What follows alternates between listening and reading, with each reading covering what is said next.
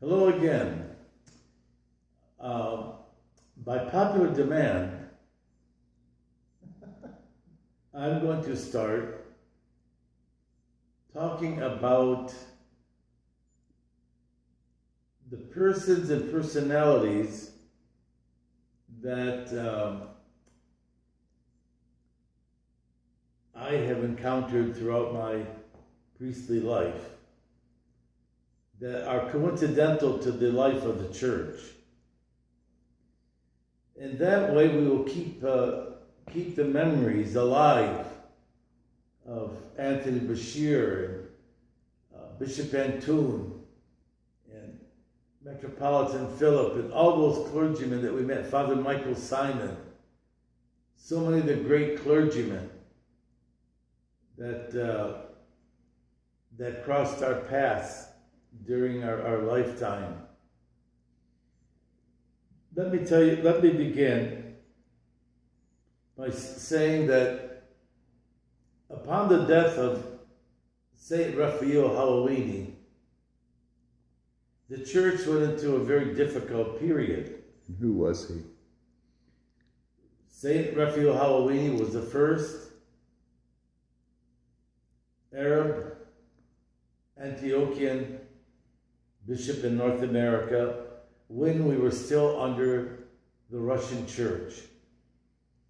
And he was consecrated by Saint Tikhon, who later became the Patriarch of Russia, who was at the time in America. And from Alaska to San Francisco to New York, we see how Orthodoxy grew in this country. And after he was consecrated bishop of the Syrian mission, it was called at the time, and he traveled everywhere. He baptized. I'll do more on Raphael Hallowini at another time. But let us say that after his death, Efthymius Alfish was elected to be his successor. And again, there was a great deal of controversy around his election. And Emmanuel Abu Hattab. There's all these stories about Bishop Emmanuel Abu Hattab, who was the first bishop of Montreal. He started the first choir at the then St. Nicholas, later St. George. Both of the churches were St. Nicholas. Hope I'm not confusing you. In Montreal, and he was the bishop of St. Nicholas of Montreal. The other St. Nicholas was St. Nicholas of Canada. In any case, Efthymius Alfish was a very controversial, and he was a brilliant mind. And he wrote many things that were later implemented by Metropolitan Antony. He was a real visionary. But he did lose the support. And later he resigned and married and left the church vacant until Victor Abu Asili, who was elected and was the first, let us say, Antiochian bishop in America under Antioch. We also had Germano Shahadi, who was from Zahri, Lebanon, who came here during Halloween's period. He stirred up a lot of trouble, and there was that division between Antioch, those who wanted to stay under Antioch, or go under Antioch, and those who wanted to stay under the Russians. And when Metropolitan Antony Bashir was elected, it was another contentious period when Samuel David was also elected on the same day, contrary to the agreement that was supposedly made between the two hierarchs at the time. Antony Bashir was a towering figure. Samuel David was known for his golden voice, and he later became the Bishop of Toledo, and it was kind of ambiguous. Was he independent? Was he under Antony Bashir? But there was this kind of split that happened. They were both consecrated on the same day. Antony Bashir in Brooklyn, Samuel David in Toledo by Russian bishops, Antony Bashir by Antiochian and Greek bishops. Antony Bashir began his ministry in an extraordinarily tumultuous time. The man was a genius. I mean, he was friends in New York with what was called the Pen Club, which included Khalil Gibran, who wrote The Prophet, and Ali Abu Mahdi, the poet, and Mikhail Naimi, who was also a literary giant, Abdul Masih Haddad. These men actually, in America, by their Arabic literature, changed the style of Arab in the whole Arabic world. They transformed the whole language. They were called the Pen Club. And Antony Bashir actually translated The Prophet by Khalil Gibran into Arabic.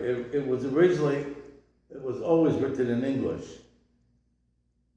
And Khalil Gibran had asked Antony Bashir at the time, he was an archimandrite, he wasn't yet metropolitan, to translate his work into Arabic for the Arab world.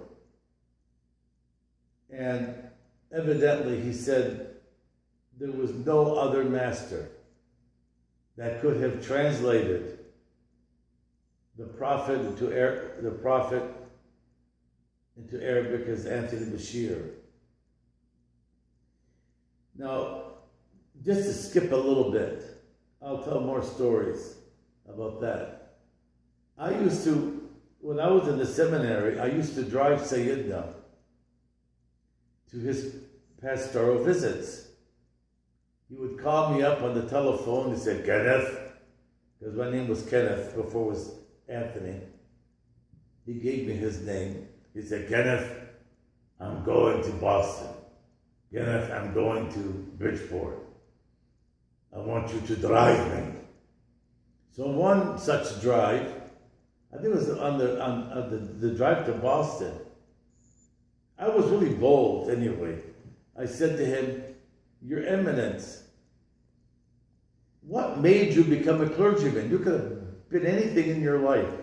How did you choose what made you become a deacon and priest and bishop? And he very quickly, because he was good on the quips, he said, when I was at the seminary, he said, I thought that everybody were crooks. And then I went to then he left and he went to law school, famous law school in Beirut. He says, in there, he said, I found that the lawyers were even bigger crooks. He said, so I decided to return to the seminary and complete my studies, for at least I could do some good for the people. And as a priest, I could serve the people and bring them to the Lord. And there are even many funny stories about the time he was at Belaman as a student. He accompanied the Bishop of Beirut during the World Council of Churches meeting that was held, and to the Lambeth Council in London. He traveled. He mastered the English language. The only aspect of his English was he rolled his R's. But other than that, he mastered the English. His English was beautiful. Yeah. Beautiful. And I'll tell you one funny story before we close on Bashir. Because I want to tell you these stories to show you how the church was shaped. But this is a humorous story that I don't think should be forgotten.